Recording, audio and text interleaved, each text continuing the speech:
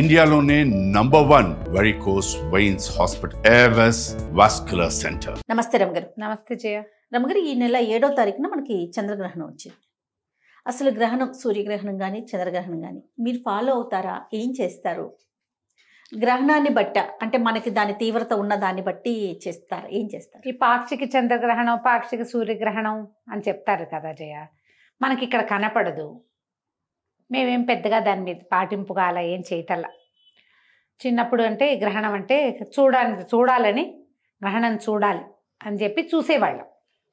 మా పుట్టింట్లో పెద్దగా గ్రహణాల పట్టింపులు అవి లేవు. పట్టు స్నానం, విడుపు స్నానం అని చేయించేవాళ్ళు. గ్రహణం పట్టగానే స్నానం చేసేవాళ్ళం, స్నానాలు చేయటం అందరం. గ్రహణం విడిచిన తర్వాత విడుపు స్నానం చేసేవాళ్ళు. అంతే నాకు తెలిసింది మా చిన్నతనంలో, అంతకంటే తెలీదు. పెద్దగా మాకు చిన్న ఊరుగా శివాలయాలు అవి ఉన్నవి కాదు. చిన్నప్పుడు 2-3 సార్లు నేను విన్నది ఏంటంటే, సూర్యగ్రహణం అదే చంద్రగ్రహణం మర్నాడు శివాలయంలో విరివిగా అభిషేకాలు చేసుకునేవాళ్ళు. మా కాన్వెంట్కి పక్కనే శివాలయం ఉంది గూడూరులో. ఇవాళ గ్రహణం అయితే మర్నాడు చాలా మంది కనపడేవాళ్ళు అభిషేకాలు చేసుకోవటానికి. ఇవాళ చంద్రగ్రహణం, మర్నాడు అభిషేకం. ఆ రోజుల్లో ఏం పెద్ద పట్టించుకోవాలి, చిన్నపిల్లని కదా, 5th క్లాస్ దాకా. కానీ నేను ఆలోచించుకుంటుంటే మేము అలా గమనించే వాళ్ళమని ఎక్కువ జ్ఞాపకం ఉన్నది నాకు. వివాహం అయిన తర్వాత మా అత్తవారింట్లో మంచి గ్రహణం పట్టింపులు ఉన్నాయి. అప్పుడు మా చిన్నప్పుడు ఏం చేసేవాళ్ళు అంటే, దర్భలు వేసేవాళ్ళు సామాన్ల నిండా. ఆవకాయ, మాగాయ, పచ్చళ్ళు, పాలు, పెరుగు, కుండలు. మాకు వెన్న, నెయ్యి పుష్కలంగా ఉండేవి. దర్భ వేసి గ్రహణం అయిన తర్వాత దర్భలు తీసేయటం తెలుసు నాకు. ఇల్లు శుద్ధి చేసేవాళ్ళు, వాకిళ్ళు అవి కడిగేసేవాళ్ళు. మొత్తం వాకిలి ముందు పెద్ద పెద్ద పెరళ్ళు, పల్లెటూరు కదా, ముందు వాకిలంతా కడిగేవాళ్ళు, వెనకాల వరండా అంతా కడిగేసేవాళ్ళు. నీళ్లు పోసి కడగటం, ఇల్లు కూడా కడుక్కునేవాళ్ళం. అవే చిన్నప్పుడు చేసినవి. హైదరాబాద్ వచ్చి వివాహం అయిన తర్వాత నాకు తెలిసింది వీళ్ళు ఇంకా గట్టిగా పాటిస్తారు. గ్రహణం సమయంలో డాక్టర్ గారు జపం చేసుకుంటారు జయ. ప్రతి గ్రహణం సమయంలోనే చేస్తారు. గ్రహణ కాలంలో జపం చేసుకోవాలి. అప్పుడు ద్విగుణీకృతం ఎక్కువ అవుతుందట. 1000 రెట్లో ఇంకా ఎక్కువ రెట్లో అయిపోతుంది ఆ జపం. సూర్యగ్రహణమైనా చంద్రగ్రహణమైనా కూడా పగలైనా రాత్రైనా గ్రహణ సమయంలో ఈ జపం చేసుకోవాలని ఎవరికైతే మంత్రోపదేశం ఉంటుందో వాళ్ళు జపం చేస్తే మంచిదని నేను తెలుసుకున్నాను. అయితే నాకు అష్టాక్షరి ఉపదేశం ఉంది, కాసేపు జప చేసుకుంటాను నేను. ఓకే. అప్పటి నుంచి నేను తెలుసుకున్నాను అనమాట. అంతకుముందు మామూలుగా మనకేంటి, ఈ గ్రహణం రాగానే దర్భలు తీసుకెళ్ళి మేడ మీద వేసేయటము, తర్వాత ఈ పచ్చళ్ళ సీసాలలో వాటిలలో వేసుకోవటము, తర్వాత ఇల్లు ఒకసారి తడిబట్టి పెట్టి తుడిచేసుకోవటం. ఇవి ఇల్లు కడుక్కునే ఇల్లు కావు. అపార్ట్మెంట్లలో ఇల్లు కడగటాలు అవి కష్టమే, తుడుచుకోవటమే. పట్టు స్నానం, విడుపు స్నానం అప్పుడు ఉంది, ఇప్పుడు కూడా ఉంది. గ్రహణం పట్టగానే చిన్నపిల్లలైతే ఈ పట్టు స్నానం చేయలేకపోయినా, కడుపుతో ఉన్నవాళ్ళు, వృద్ధులు, ఆడవాళ్ళు రాత్రిపూట స్నానాలు అవి కొంచెం కష్టం అవుతాయి, తల అరదు, ఒళ్ళ బాధలు పడతారు కదా. అందుకని విడుపు స్నానం ఒకటే అయినా చేసుకునేవాళ్ళం. మేము ఇప్పటికీ కూడా అదే విధానం పాటిస్తాము. గ్రహణం పట్టగానే ఇది ఇప్పుడు పాక్షికాలు ఎక్కడో కనపడతాయి, మనకి కనపడని వాటి ప్రభావం మన గ్రహాల మీద ఉంటుందని పెద్దవాళ్ళు చాలామంది ఇప్పుడు చెప్తారు. ఇది వరకు వినలేదమ్మా. ఇప్పుడు బాగా మనకి సోషల్ మీడియా పెరిగాక చెప్తున్నారు జ్యోతిష పండితులు. వాళ్ళు చెప్పింది వినాలి కదా, మరి మనకు తెలియదు కాబట్టి. పాక్షికం వాటి ప్రభావం మన మీద ఉండదు, ప్రత్యక్షంగా ఉండదు. కానీ మనకి ఇక్కడ గ్రహణం కనపడేది కనుక ఉంటే ఎవరైనా సరే దీనికి కుల విచక్షణ అలాంటిది ఏం లేదు. వాళ్ళే చేయాలి, వీళ్ళు చేయకూడదు, వీళ్ళకి అక్కర్లేదు, ఏముండదమ్మా, అలా ఉండదు. మనం ఎవరమైనా అవే సూర్యచంద్రుల కింద ఉంటాం మనం, అంతేగా. అవే గ్రహాల ఆధిపత్యంలోనే మన కథలు నడుస్తాయి. ఎందుకంటే గ్రహాల ఆధిపత్యాల వల్లే మనకి సముద్రానికి ఆటుపోట్లు వస్తాయి. పౌర్ణములు, అమావాస్యలు అంటే మనకే వస్తాయా, పాటించే వాళ్ళకైనా. మిగిలిన వాళ్ళకి పౌర్ణమి అమావాస్య కాదా? అవును కదా, అందరికీ సమానమేగా. గ్రహణము అనగానే మనకు ఒక విధానం ఉంది మన దేశంలో. పట్టేటప్పుడు స్నానం, విడుపు స్నానం. పోనీ పట్టు స్నానం చేయకపోతే గ్రహణం విడిచిన తర్వాత అది అర్ధరాత్రి గనక అయితే తెల్లవారాక తల స్నానం చెయ్యండి. ప్రథమ కర్తవ్యం అదే. ఇందులో ఇప్పుడు నేనైతే చెప్పలేను, కానీ పెద్దవాళ్ళందరూ చెప్తారు కదా, ఈ 4 రాసుల మీదకి వచ్చింది, ఈ 5 రాసుల మీద, ఈ 2 రాసుల మీద. ఎవరెవరి రాసుల మీద ఉన్నా ఉండకపోయినా శివాలయ దర్శనం చాలా మంచిది. ఓహో. గ్రహణం అయ్యింది ముందు రోజు, మర్నాడు పొద్దున్న నెత్తి మీద నీళ్ళు పోసుకోండి, ఏ రోజైనా పర్వాలేదు. నూనె రాసుకుని నెత్తి మీద రుద్దుకోవటం అని కాదు, తల వాష్ చేసుకోండి, షాంపూ చేసేసుకుంటే సరిపోతుంది. శివాలయం పొద్దునో సాయంత్రమో మీ కుదిరికని బట్టి ప్రతి వాళ్ళు శివాలయ దర్శనం చేయవచ్చు, మంచిది. శివుని దర్శనం మా శివ దర్శనం మంచిది. ఒకవేళ మనకే ఏదైనా ఉందని మనం వింటే గనక మనకి ఈ సమయంలో అభిషేకాలు చేసుకోవడం లేదా జపం చేయటము లాంటివి ఏం తెలీదు, మీ పేరుతో ఒక శివాలయంలో అభిషేకం చేయించుకుంటే మంచిది.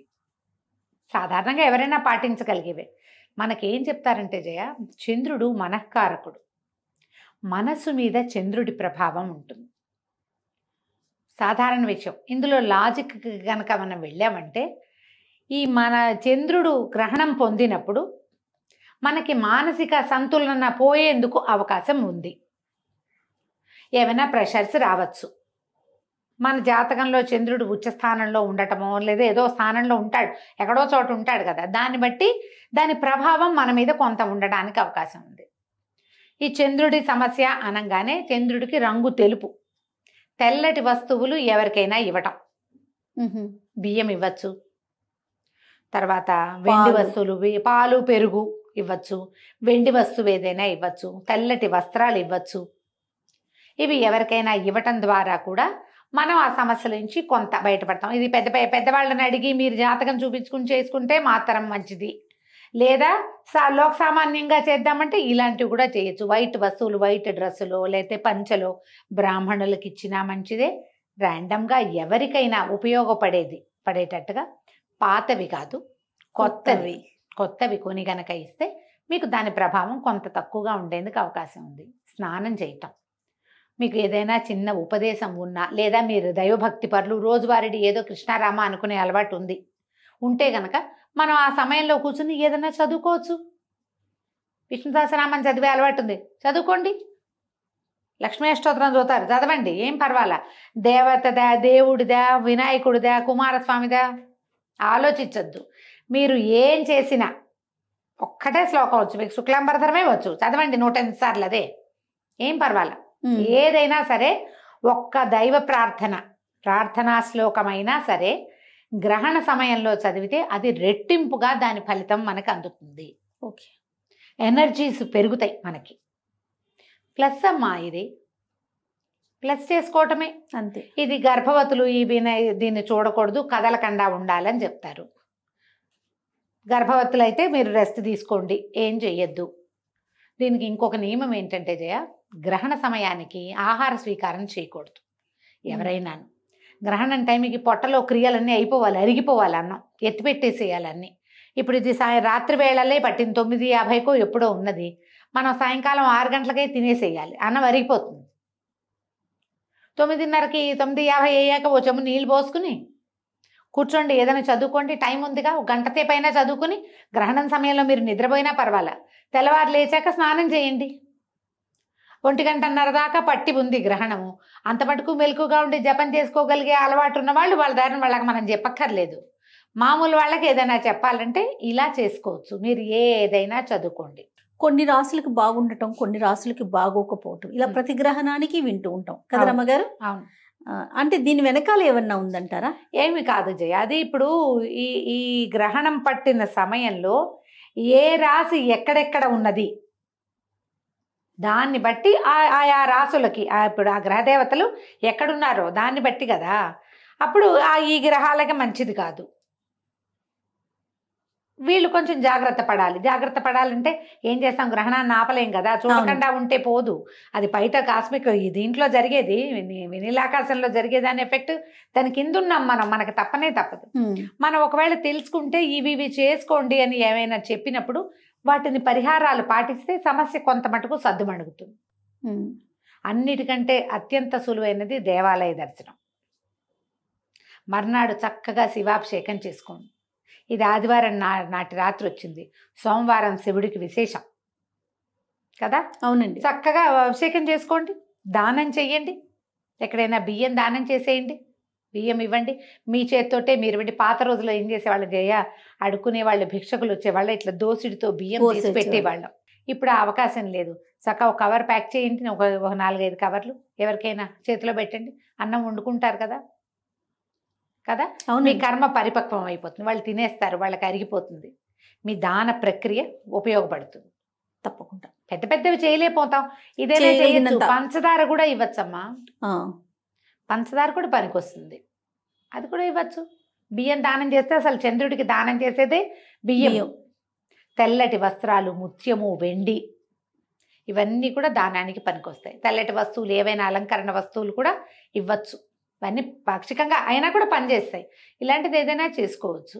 మీరు ఏదైనా చదువుకోదలుచుకున్న వాళ్ళు చదువుకోవచ్చు. భయపడాల్సిన పనే ఉందమ్మా. మనం భయపెడితే ఏమాగుతుంది, మనకు భయం మిగులుతుంది. అంతే. అనవసరమైన ప్రెషరు, టెన్షను కదా. అవును. ఒకవేళ భయాలు, టెన్షన్లు, ప్రెషర్లు మీకుంటే ఓ పురోహితుడిని ఆశ్రయించి ఆయన ఏం చెప్తే అది చేసుకోండి. అంత లేదు ఊరికే కొంచెం అనుమానం, ఇది చేసుకోండి. దానికి మనకి ఏం చేయాలనేది కూడా మనం చెప్తా ఉన్నాం కదా చెప్తున్నారుగా, రమ్మగారు. పెద్దవాళ్ళంతా ఆ, చెప్తారమ్మా. సో చేసుకోవడమే. చేయగలిగినంత ఆ, చేసుకోగలిగినంత. చేసుకోగలిగినంత చేసుకుంటే కొంత మటుకు దాని ఎఫెక్ట్ లో నుంచి తగ్గుతాం. ముందు మనసు ప్రశాంతంగా ఉంటది కదా రమ్మగారు. ఓకే, ఇది ఉంది నాకు, నా రాశికి ఇది జరుగుతోంది, దానికి పంచదారో బియ్యమో ఇవ్వాలి, ఇచ్చేసామనుకోండి ఏదో ఒక తృప్తి, అది ఒక తృప్తి, ఒక తేలికపాటు అనిపిస్తుంది. ఒక దేవాలయానికి వెళ్ళాం, ఓ దర్శనం చేసాం, ఒక అభిషేకం చేసుకున్నాం, ఒక క్షేత్ర దర్శనం చేసాం.